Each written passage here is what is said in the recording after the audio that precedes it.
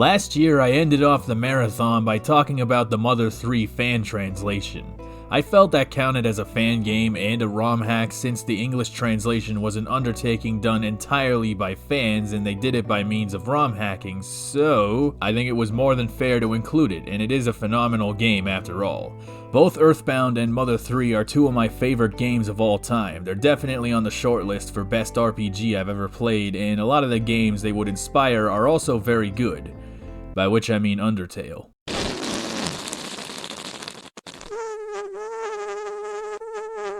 They pretty much invented their own subgenre of RPGs defined by absurdist, quirky humor and bizarre acid trip universes. You know, for a while it seemed like RPGs kept falling back on the same tropes of, you are spiky-haired emo twink with sword that is way too big for your stick arms and your pencil legs, and you must harness the power of the 6 magic crystal jewel relic fantasy emblems, and here's your sidekick. She can spit fire, and she has a sword.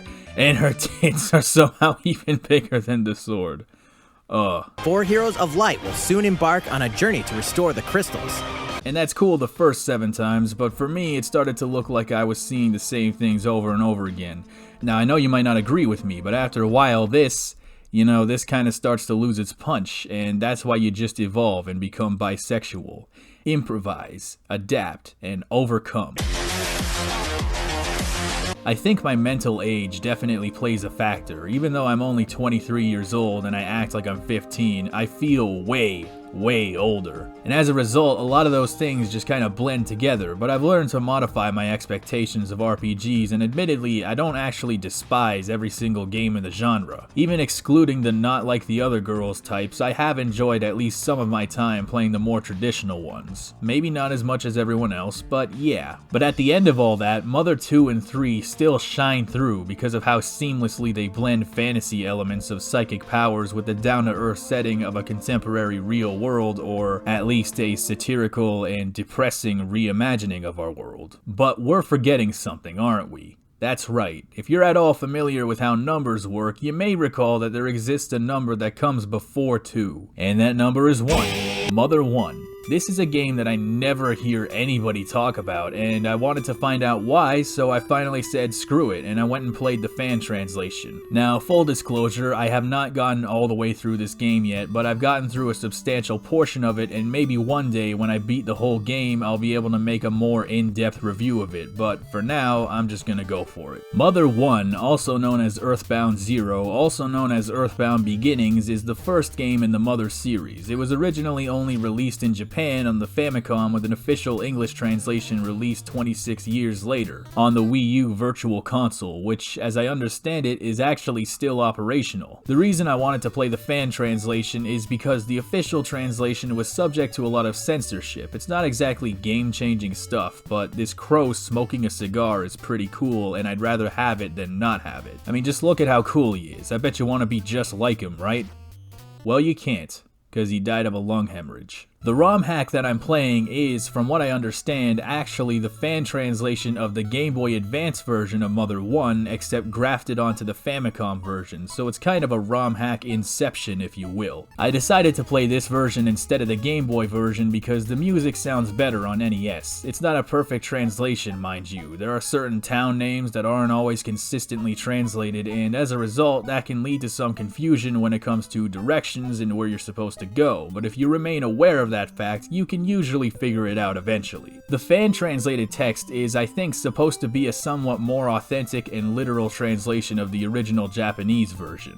My favorite thing is when you open a present and there's bread inside and the game goes, "A bread!"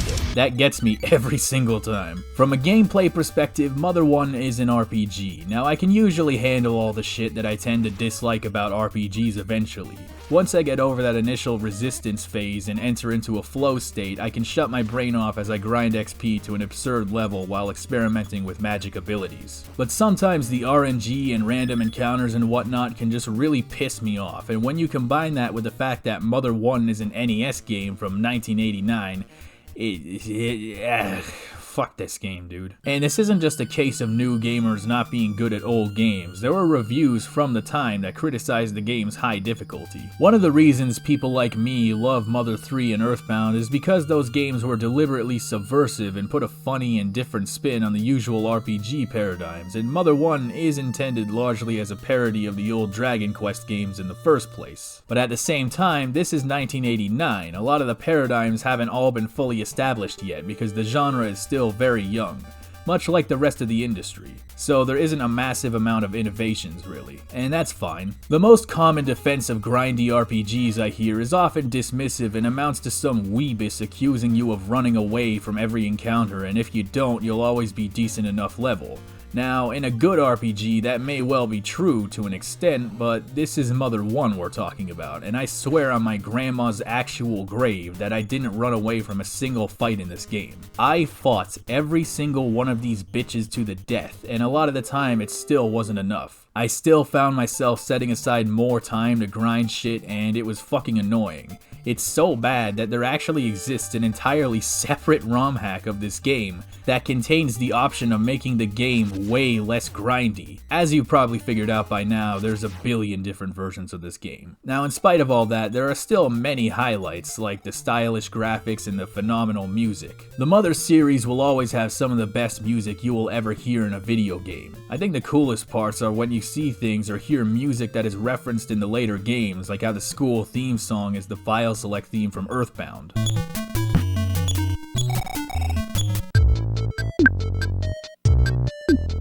This game has its share of memorable and funny Mother moments here and there. There's a part where you can get drunk and then get thrown in jail for getting drunk while the bitch that bought your underage ass the drink in the first place gets off completely free. So I get punished for the crime of an adult buying me a drink while the person who bought me the drink gets no consequences at all. What kind of busted up justice system is this? There are some very interesting lore developments in this game for fans of the series who have only played Mother 2 and or 3, which I imagine is the majority of people. And I think it's an important game, considering it was the first of its subgenre of quirky RPGs about depression, or whatever the fuck they're saying now. But in order to get at all that, you're gonna have to put up with a lot of old bullshit. Playing this game for the story is a labor of love, because the game itself you'll probably find very exhausting, but there are things that make it worth it. So if you have the patience to trudge through all this nonsense, or if you don't care about being judged for playing the easy mode ROM hack, I would say it's worth playing. Just make sure you got a beer handy in case your brain starts turning to mush. One day I'm probably gonna go back and do a full review of this when I've fully completed it, but for now, this is all I got. But in any case, I do want to thank you for watching. Now tune in tomorrow when we unwrap the next present. Can you guess what it is? It's got something to do with mushrooms. That's my hint. And I know that's a very stupid hint, but that's all I got. Merry Christmas, cousins.